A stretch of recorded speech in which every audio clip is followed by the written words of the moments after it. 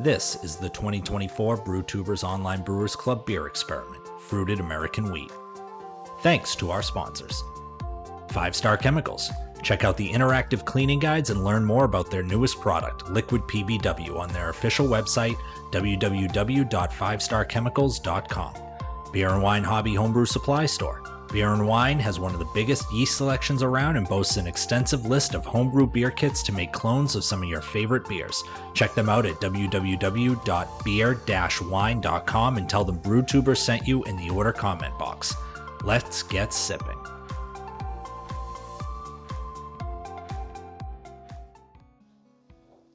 Hey guys, Matt here from Rector Brewery. I'm going to do another review. This is for the 2024 Brewtubers Fruit Beer Experiment, where we all brewed an American wheat ale and added strawberries in our own ways.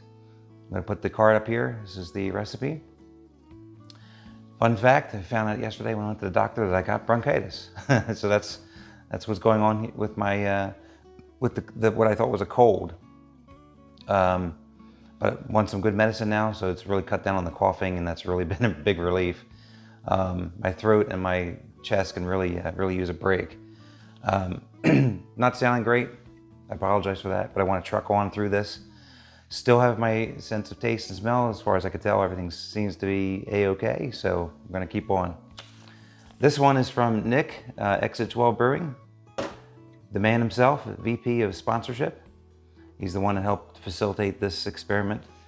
And he used extract in his brew. So he did some strawberry extract at kegging, and it says he put 20 drops. So we'll see what this is like. Nick, always showing off his label game, his canning. Looks great. A lot of good information here on this can. He even called out our sponsors on it, which is awesome. Beer and Wine Hobby and 5 Star Chemicals. Thank you for being a sponsor for the Brewtubers and for this experiment. All of us actually got our ingredients from Beer and Wine Hobby, so that was very nice. We all were very consistent and got all the same ingredients. He brewed this, it says, on Sunday, May 26th. The starting gravity was 1060. The final gravity was 1012. We all used the same yeast, but he put it on the can. It's the WLP 320 American Hefeweizen. He kegged it on Monday, June the 10th. He's got the fermentation profile on here. He fermented at 65 degrees for 10 days, did a diacetyl rest at 70 degrees for a day, cold crash 3 days, and then added 2 ounces of strawberry extract to the keg. Came out at 6.3% ABV. And by the way, the fermentation profile, I'm pretty sure we all did the same thing. I know this sounds very similar to what I did, so I'm sure we all were on point with that. This can date is July 23rd, 2024. So, let's see what we got from Exit 12, Nick. Nice pop on the can. And I thought it was appropriate. I'm going to go ahead and use the Exit 12 homebrew glass.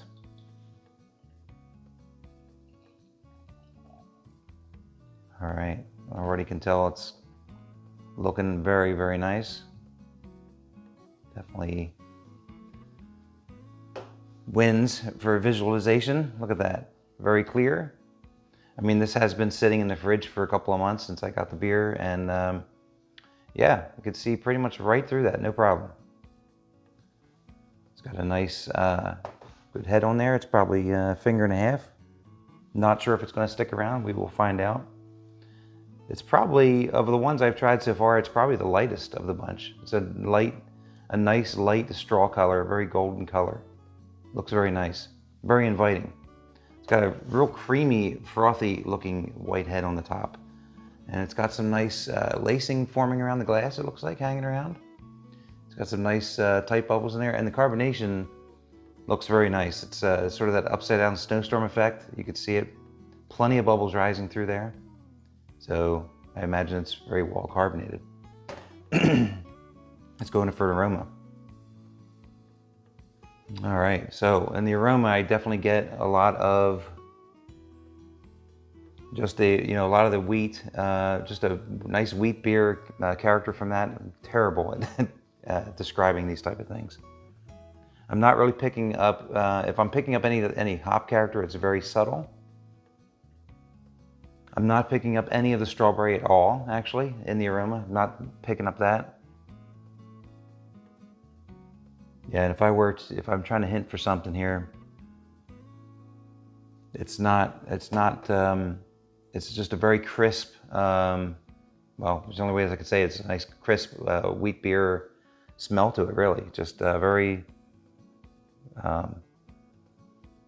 nice, clean aroma to it. That's really all I can say about that. So let's see if we can get some of the strawberry out of the taste. Cheers.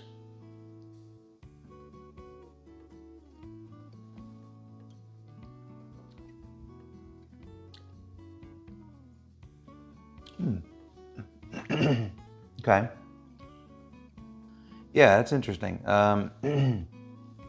So this beer, I'm definitely picking up a little bit of that strawberry extract. I can tell from the taste, I can tell it's an extract versus the puree and the fresh strawberries that were used previously. I think this is beer number 5 that I'm having now. Jerry used powder, and for me, I was able to tell that that was kind of tasted like a Nesquik kind of a powder to me. You can definitely tell that characteristic. The strawberry purees that I have had in the last couple of beers definitely had more of a fresh type of taste to it. Mine was the strawberry bonbon candies, and you can definitely tell it was more of a candy or a syrupy type of a taste to that. This, however, definitely tastes more like that, like those extracts would taste. It's really nice. It's really good, actually. And what works for this beer, because the extract was used, it kind of, and I guess the amount that was used as well, that kind of helps out with this. The wheat beer is shining through first in this beer to me. The strawberry is more taking a back seat. It's there, but it's kind of like a nice kind of ride along in the back. Just an extra flavor profile to this. But the majority of this that's shining through is this gorgeous wheat beer that actually Nick put together. So this is a damn fine brew.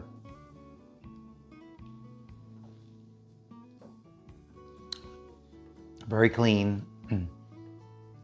It's got, in the taste, it's got a lot of clove actually to it. Now, I was trying to think what the other thing I was picking up.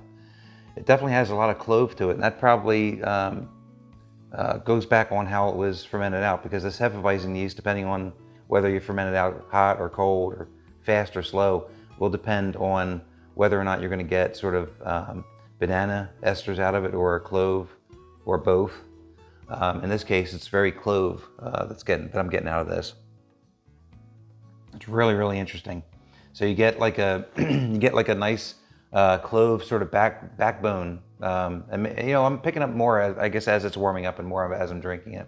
I didn't pick it up as much when I first started drinking it, but now the clove is definitely shining more through.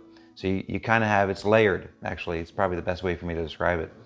The wheat beer is showcased, number 1. The clove is sort of a nice backdrop to it. And then kind of underlying everything way in the back is probably that strawberry. It's a really neat combination.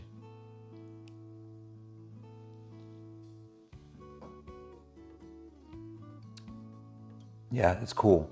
Yeah, I love how every one of these is different. Yeah, I don't know if I were to rank these. It's tough because they're all different in their own ways, and I would really have a hard time ranking these. But if I was to put anything, I've only gone through 5 so far. Mine was interesting because it was like a candy, strawberry candy taste to it. These fresh purees, depending on how they were put in and how much were put in, really depends on what you kind of like out of a beer. Do you want to have more strawberry flavor, or do you want it to kind of just be there in the back? Just kind of like a nice accent to the beer. And that's kind of what this is. But this has the added clove characteristic from the Hefeweizen yeast, and I actually like that. Because I was able to pick up, I used to love clove gum as a kid, and this is really cool. I mean, hell, when I make a ham for dinner, I usually line it with cloves. I just love that aroma and that taste. So this works for me. This is a really good job, Nick.